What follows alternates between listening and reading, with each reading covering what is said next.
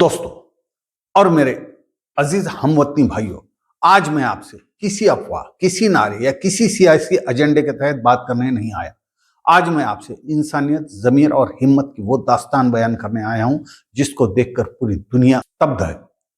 अब तक आपको तो इस बात का पता चल ही गया होगा कि परसों यानी 14 दिसंबर 2025 को दुनिया के एक कोने में, पूरब में, ऑस्ट्रेलिया में, सिडनी शहर के बॉन्डी बीच पर एक बड़ा यहूदी त्योहार हनुक्का मनाया जा रहा था।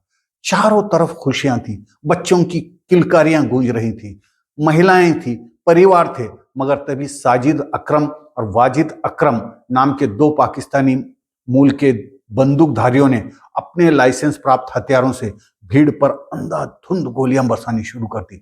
नतीजा यह हुआ कि 15-16 बेगुनाह इंसान जगह पे मर गए। 40 से ज्यादा लोग गोलियों से जख्मी हो गए, जिसमें एक बच्चा भी इस नफरत का शिकार बना। लेकिन दोस्तों, उसी भीड़ में आशा की एक किरण थी। उसी भीड़ में एक आम इंसान खड़ा था। वो ना तो कोई फौजी था, ना कोई पुलिस वाला, ना उसके पास कोई हथियार था। उसका नाम अहमद अल अहमद था। वो एक सीरियाई निजात मुसलमान था जो एक मामूली फल बेचने वाला था। उम्र सिर्फ 43 साल। दोस्तों, जब उसने ये घटना देखी तब बाकी लोग जहां एक तरफ जान बचाने के लिए इधर उधर भाग रहे थे, अहमद मौत की तरफ दौड़ा। निहत्था होकर भी उसने एक हमलावर को पीछे से ऐसे दबोचा, गजब की फुर्ती से दिखाते हुए उसने उसकी बंदूक छीन ली और उसी पर तान दी। ये देखते ही दूसरे हमलावर ने उसके जिस्म में 2 गोलियां उतार दी, मगर उसकी हिम्मत को सलाम कि उसकी हिम्मत में कोई कमी नहीं आई। अहमद अल अहमद ने अपनी जान पर खेलकर कई बेगुनाह जानें बचा ली, वरना तो पता नहीं वो दोनों और कितने बेगुनाहों को मार डालते। इस घटना के बाद अहमद अल अहमद, जो एक आम और गुमनाम फल विक्रेता थे, अचानक वर्ल्ड हीरो बन गए। उनकी बहादुरी की ऑस्ट्रेलिया के पंतप्रधान एंथनी अल्बानीज से लेकर अमेरिका के राष्ट्रपति ट्रंप तक ने तारीफ की। कुछ मीडिया हाउस ने तो यहां तक रिपोर्ट किया है कि नेतन्याहू ने तो उन्हें नोबेल पुरस्कार देने तक की मांग कर डाली। पूरी दुनिया का, हर भाषा का मीडिया उन पर बात कर रहा है। और दोस्तों, अहमद अल अहमद ने निरपराध लोगों की सिर्फ जानें ही नहीं बचाई, उसने इस घटना को एंटीसेमिटिज्म यानी यहूदी विरोधी नफरत के नैरेटिव में बदलने से भी रोक दिया। उसने नफरत की आग पर इंसानियत का पानी डाल दिया। दोस्तों, ये बड़ी हिम्मत की बात थी।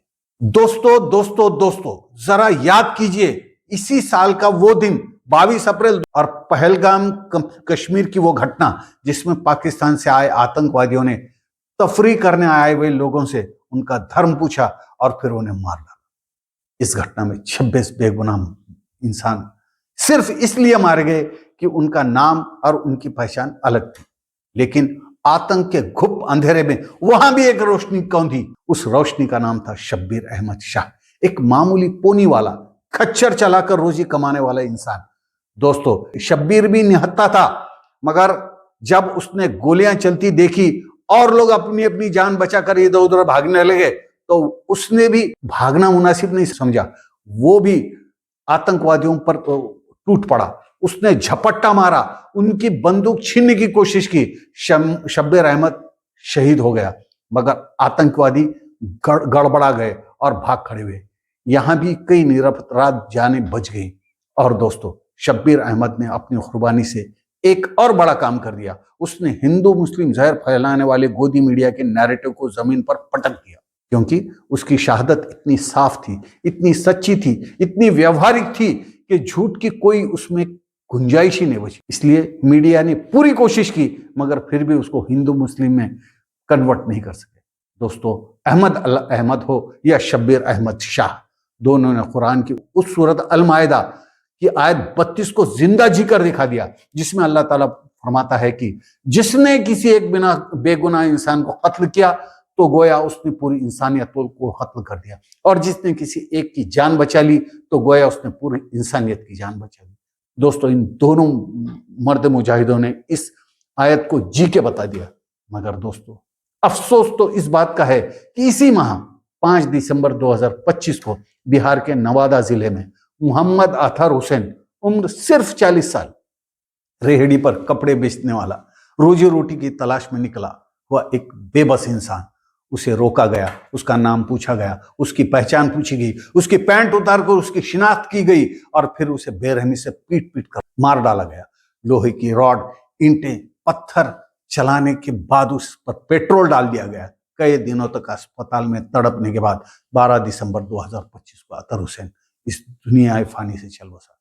दोस्तों, यहाँ ना कोई अहमद अल अहमद था, ना कोई शब्बीर शाह था। यहाँ इंसानियत अकेली खड़ी हुई थी। और मेरे अजीज दोस्तों और हमवतनी भाइयों, आज सवाल ये नहीं कि हम किस धर्म के हैं, सवाल ये है कि क्या हम इंसान हैं। अगर अहमद अल अहमद अपनी जान जोखिम में डालकर ऑस्ट्रेलिया में इंसानियत को बचा सकता है, हिम्मत दिखा सकता है, अगर शब्बीर अहमद शाह पहलगाम में अपनी जान की कुर्बानी देकर इंसानियत का रास्ता चुन सकता है, तो हम खामोश तमाशबीन क्यों बन जाते हैं जब ऐसी मॉब लिंचिंग होती है। याद रखिए, कोई मजहब नफरत नहीं सिखाता और इंसानियत हर चीज से बड़ी होती है। मजहब नहीं सिखाता आपस में बैर रखना, मजहब नहीं सिखाता आपस में बैर रखना। हिंदी है, हम वतन है, हिंदुस्तान हमारा। दोस्तों, अल्लाह से दुआ करता हूं कि अल्लाह हमें भी अहमद अल अहमद और शब्बीर शाह जैसा ज़मीर दे। आमीन। मेरे इस तज़किये पर गौर कीजिएगा और अपने आप को अपग्रेड कीजिएगा, इंसानियत के लिए अपग्रेड कीजिएगा, इंसानियत के खैरख्वाह के लिए अपग्रेड कीजिएगा। अल्लाह के नबी मोहम्मद मुस्तफ़ा सल्लल्लाहु अलैहि वसल्लम की सीरत पर गौर कीजिएगा, कुरान को पढ़िएगा और इसी तरह हिम्मत से इस्लाम और मुसलमानों का नाम ऊंचा कीजिएगा। अपना ख्याल रखिएगा। खुदा हाफिज़। क़ाल रब्बि इश्रह ली सदरी वयस्सिर ली अमरी वहलुल उक़दतम मिन लिसानी यफ़क़हू क़ौली।